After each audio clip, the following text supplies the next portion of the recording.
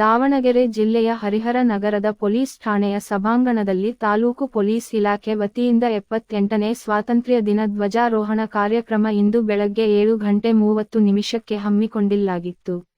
ಧ್ವಜಾರೋಹಣ ಕಾರ್ಯಕ್ರಮ ಮುಂಚೆ ನಗರದ ಆರಕ್ಷಕ ನಿರೀಕ್ಷಕರಾದ ಎಸ್. ದೇವಾನಂದರವರು ಮಹಾತ್ಮ ಗಾಂಧಿ ಹಾಗೂ ಬಾಬಾ ಸಾಹೇಬ್ ಅಂಬೇಡ್ಕರ್ ಅವರ ಭಾವಚಿತ್ರಕ್ಕೆ ಪೂಜೆ ಸಲ್ಲಿಸಿ ನಂತರ ಧ್ವಜಾರೋಹಣ ಕಾರ್ಯಕ್ರಮವನ್ನು ನೆರವೇರಿಸಿದರು. ಈ ಸಂದರ್ಭದಲ್ಲಿ ಶ್ರೀಪತಿ ಗಿಣಿ, ಮನ್ಸೂರ್ ಅಹ್ಮದ್, ಹುತ್ತೇಶ್, ಸತೀಶ್, ನಾಗರಾಜ್, ಪೊಲೀಸ್ ಸಿಬ್ಬಂದಿಗಳು ಉಪಸ್ಥಿತಿ ಇದ್ದರು. Firoz Irfan MH, SJC news Kannada Harihara.